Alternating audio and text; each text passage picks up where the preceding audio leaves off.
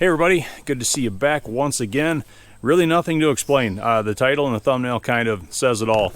I did this. I bought Senior a D2. That's right, I was not looking to purchase another D2, but, well, it all begins with 5J1113. That one really kind of upset the whole apple cart with, well, the plans that I had. We had originally picked that up for parts, and the comment section decided we needed to do a rebuild on it. I am not regretting the rebuild of that at all because I've pretty much built most of the channel upon that, but it was going to lend a couple of key components to Senior's D2 that he already had, 5U number 4399. Mainly the mainspring down here and the pristine, non-dented seat tank. But since we have now rebuilt this tractor, of course, those pieces are staying with this chassis. And here's Senior's D2. Peel the cover back on it real quick. You can see how, when we get down and look at it, it's sitting with the nose pitched up. That's why we needed a mainspring, because it has the later style incorrect mainspring in it that is straight leafed, and it should be the arch down leaf. Someone put the wrong spring in there, kicked the nose up too high, threw the geometry of the undercarriage completely off, and the undercarriage is pretty much trashed anyway. But seat tank, yeah, we've got this big piece knocked out of the side armrest. We've got kind of another piece been cut away, needs to be fixed there. Somebody backed into something rather unceremoniously, or they just ran out of talent and put the usual dent in the back. That's not a huge deal because I've reskinned these before. I can do that. This, however, that's another repair. That's another repair. You know, things just keep adding up. So that meant I was still down a seat tank and a mainspring. And then the cab shows up, and the cab requires its own special seat tank to fit that doesn't have any of the armrest side sections on or any buttons for the seat back. So now we're down 2 seat tanks. Things just keep getting worse.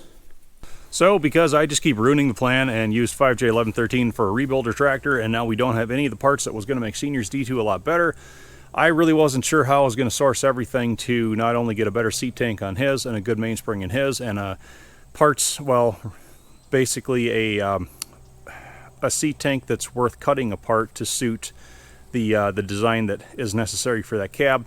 I was just kind of at a loss and just backburnering all that stuff, hoping I was going to stumble onto something one day. And last weekend at the Scott Carver Thresher Show in Jordan, Minnesota, where we had all the cats, a gentleman approached me that had a 5U D2 for sale because he was trying to make room.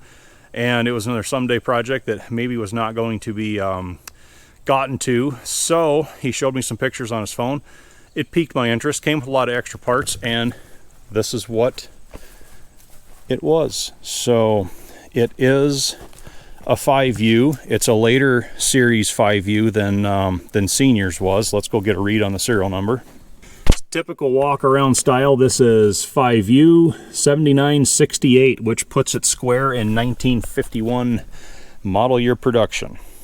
And we'll just check and make sure we have a numbers matching unit, and sure enough, if you can see it, 5U 7968. So, stand-up tractor. And this is same model year as my 5U, the Iron Mistress, sold 7066. This is about 900-ish units newer than that. And, well, let's just do the walk around. So, beginning with the starting engine, we've got the drain tube on it yet, which is a plus. Governor here, we've got the tank up there. Standard sediment bowl shut off on this side, air cleaner for that. Going around to the other side. It is the electric start version. We don't have any cables or anything hooked up, but it is the push button with the solenoid model. We have the American Bosch mag switch, and belt is still on the starter drive, although I'm pretty sure that's going to have to be overhauled before we can try it. All the standard compression release lever is correct. We have the extra throttle kicker handle down here for just convenience of starting when you're manipulating all the starting engine controls on this side. Hour meter says we start off with a 0 and it's 3,563. That would be a low hour unit, assuming that works. Chance that has not worked for years, it's hard to say, but looks like newer fuel pressure gauge has already been installed. It's got a decent stand-up new belt on it. Radiator core's looking nice and clean, and overall engine is not a grease ball, so that's good. And got correct proper air cleaner in with the factory air cleaner top. Somebody added this clip here for something, I'm not sure what. That's not supposed to be there, but still see, okay, there's the old diesel engine manufacturer's data tag. Here is the condensed lubricating information chart for in case an operator did not have access to the operator's manual. This gave you all the pertinent information for lube points and dipsticks and all that good stuff. We've got healthy snap on the main clutch, and it's always good to check steering clutch levers on these, because I've shown before how when that bevel shaft gets loose in here under the final drives, when you apply pressure to one lever, the other one would jump. These are looking pretty good, so we know we have a decently tight bevel shaft in there, so that is an indicator that the back end is not completely flogged. Steering levers are not in line with each other, but we have good pull returnability on each one. Brake pedals are nice and sharp yet, both sides, so that indicates possibly more of a lower hour machine.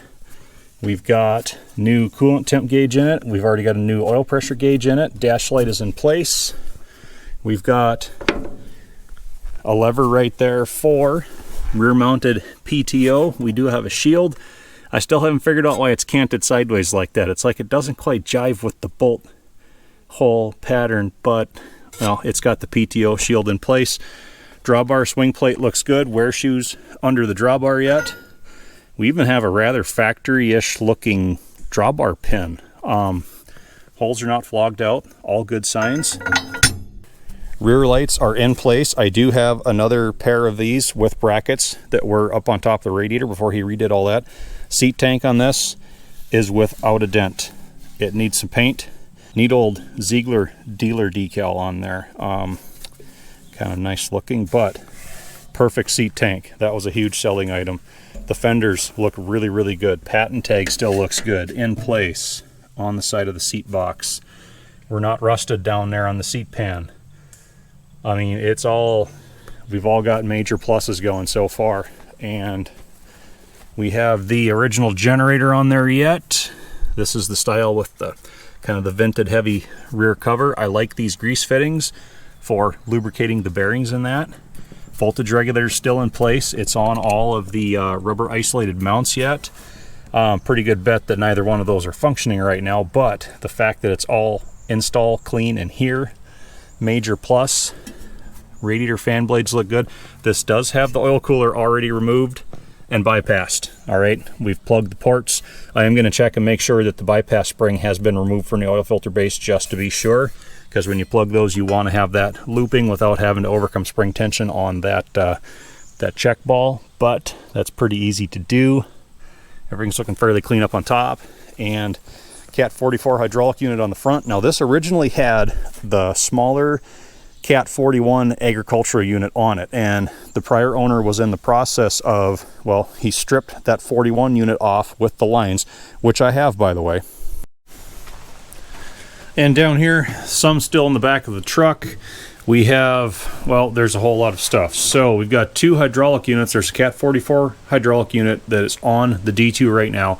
Here is the 44 lines that come from the unit to the fender. Here are the crossover lines that go behind the dash out to the cylinders, and the heavy blade brackets here and there are for the Cat 2A angle blade that's down there, as well as the heavy hydraulic cylinders, just like I've got on my D2 and Senior has on his. So we have the heavy cylinders for that 2A angle blade as well. There's also a Cat 41 hydraulic unit. This is the smaller agricultural version. It's not quite as big in capacity or output as the larger 44, but it's excellent for toolbar stuff, as well as just implement cylinders. And there is the toolbar dozer arms on that D2. Again, flip back to the thumbnail version to have a look at that. These lighter duty lines are the Cat 41 lines. These are the ones that go all the way to behind the seat. And then these lines here tap off the front of the hydraulic tank, run down the side of the engine, all the way down to the fender where it splits from there. Bunch of pins in that box. And over here, also there was the front grill guard for that Cat 44 hydraulic unit. This is the fender mounted control for the Cat 41 unit. Goes all the way out to there. We've got, this is the fender mounted lever for the 44 hydraulic unit, some more blade pins. We have a set of footwell plates and a crossover piece that goes just in front of the seat. And kind of an icing on the cake deal, D2 belly pan. This is just like the one that I made. We have the bell housing bracket on it here, and we're a little bit beat, but not bad. We can flatten it out. But what I really like about it is cat tow hook. Look at that, bolted right to the front. Nice option pieces to have. He fit the larger Cat 44 hydraulic unit on, and this has what was known as the Cat toolbar. Well, dozer setup, or you can see here they can be pivoted around for rear mounted tillage implements as well. It was a versatile kit. It was not as heavy duty as the standard Cat 2S and 2A dozer blades, but it was kind of the jack of all trades. You can see the cylinders here are on pivots. They pivot right around. They would hook into these links here. Sometimes there were other linkages that went between the cylinder rod and the actual arm, and these are not the right, correct, and proper Cat cylinders. These are just egg cylinders, but they do work. The rest of the toolbar stuff actually looks pretty good. It doesn't look flogged. None of the pivots are worn. The holes are all still nice and round. And what you would do is swing these arms around forward, because they pivoted right here and on that as well. And then you could pin a flat dozer blade on the front. Lighter duty, of course, but it still got you by. I've got that dozer blade with the deal as well. Here it is. This is the toolbar blade. I've got all the pins and the turnbuckles for pitching and the inner braces that support between the dozer blade and the arms. I got everything with the deal. This is a bit rougher than what the arms look, because this was purchased separately, but I think there's possibilities. We also have the Cat 2A angling blade that came with it, with the C-frame. So taking all of those details into account, what you see here is a project that was started by the prior owner, and it's about 50% of the way through converting it from a smaller 41 egg hydraulic unit with a toolbar dozer to the larger 44 Cat hydraulic unit with the heavier duty Cat 2A angling blade. So we're kind of straddling the fence here with the current setup, but all parts are present and accounted for. And just a couple other things to mention. I just have the toolbox placed on the fender. It was loose when I picked up the machine, but we have the right, correct, and proper Cat track wrench. You can see the 2F5131 number right there, and there's all the hardware and spacers for mounting the toolbox to the fender. Toolbox in good shape. That's a nice thing to have. We've got this bracket behind the seat tank, and that was for that Cat 41 hydraulic line setup. You can see the witness marks from the old hydraulic lines, where it actually had the takeouts that went all the way to the rear with a block right here with two takeout ports, and that brace is what supported that block. So that's part of the 41 hydraulic line piping system. And you can see where the battery box used to be. That came with the deal as well. Someone put this bracket on the top. This is not Cat. I thought maybe it was a grease gun bracket. Someone in the comment section already said that it looks more like a fire extinguisher bracket. Either way, not supposed to be there. It's probably going to come off. But inside, most of the rack for the battery is still intact. You can see the box got pretty crusty down below because, you know, you get a lot of acid leakage and stuff. There's one of the hold down straps, I believe, went there, held the battery in. And what I love about it, well, not only does it have all the spacers that gets it up above those hydraulic lines that had to run underneath it, but look at this cool old dealer decal on the side. We've got sales and service at the top. It says W.J. Nelson Company Incorporated, Amboy, Minnesota, which I would say is south central Minnesota. Phone number 137. That's when it was still just the 3-digit codes yet. We've got diesel engines, tractors, motor graders, and earth moving equipment with the Caterpillar logo on the bottom. That is a neat old decal, and I think there's enough there I could probably get it reproduced. we'll definitely look into that before that gets blasted off or painted over or destroyed. We've got the 4-position light switch present, old instruction decal there, amp gauge in it yet. Just nice stuff to have.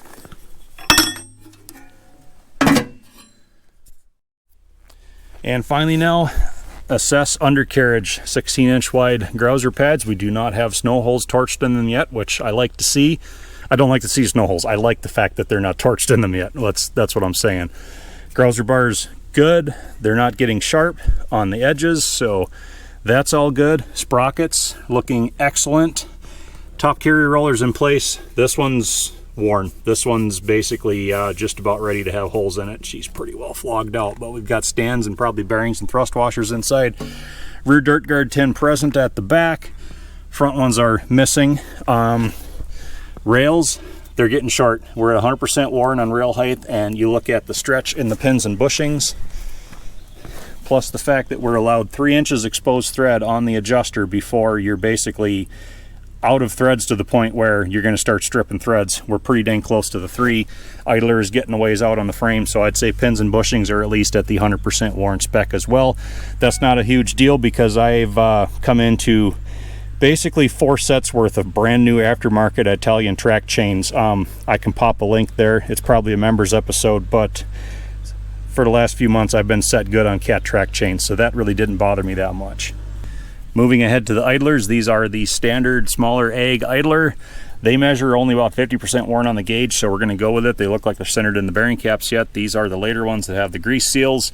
We're not purging grease. And bottom rollers, honestly, I'd say are around the 50% worn. I put the gauge on some of them, and we've got good thick flanges. And again, they're not purging grease, so hopefully we've got good bellows seals, thrust washers, everything else, because I do have better sets of roller shells. Not so much caps and seals and thrust washers, but we've got a lot of parts here to make a lot of things work.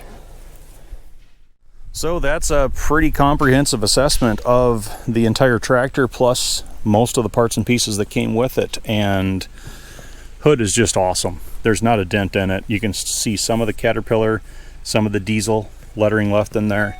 The old safety first decal still in place on the dash. So plans for this tractor. Well, like I said, I bought this to be Senior's tractor because you look at his D2 he's got right now, 5U 4399. It's not working out, trying to find parts to fix that one. And then this one came along and it had enough positive attributes about it that I thought, you know, depending on how this one runs and drives, I can turn this one into Senior's D2. I can take his very good Cat 2A angling blade off of 4399, put on this, and then we have that other parts D2 that we bought a year ago last April, and we drug it around the field out here last November. We did a will it start. That link that just popped up, you can click on that and go back and relive all that if you want. That has a much more desirable undercarriage on it for a dozing tractor because of the larger front idlers, the more stable platform for dozing. So I'm thinking taking most of the undercarriage with the larger idlers off that other parts 5U to also put on this with the better angling blade and build Senior one stand-up running and driving and dozing capable Caterpillar D2, at least as dozing capable as a Caterpillar D2 can get. Then I would have what's left of 4399 and what's left of that other parts unit down over the hill that's going to give me the larger front idlers. That's the one that has that rear end that's just flogged right out of it. I've got one more D2 back end around here that I think will lend parts to get that one up and running. So I could take those two tractors, and I'm just floating this idea here, but possibly even do like a build it to sell it project on the channel here, where we just take those two tractors and build one pretty decent numbers matching stand-up unit. I can probably throw all of this toolbar dozer blade stuff with that Cat 41 hydraulic unit on that, so you'd have just a general decent running tractor that could push some dirt, and if someone wanted to buy it, they've seen everything that's went into it and know exactly what they're getting. I could turn that one also into a fender tank model, and then boom, that frees up a seat tank off of Senior's 4399 that's already kind of I can reskin that and then just cut the sides off that anyway, build it to suit that cab, paint it to match 1113. I've got all my seat tanks figured out. I've got all, basically everything should fall right in line. Maybe this is years out because I got to finish X231 and I need to get in that narrow RD6 before then too, but we're just floating all these ideas. So like I said, depending on how this one runs and drives, which I'm thinking about doing another Will It Start episode. We'll check fluids and throw some fuels in it and see if we can make some smoke and some noise. Does that sound like fun? It sounds like fun to me. So I think we'll do that next time. Hope to see y'all back for that. Thanks for watching.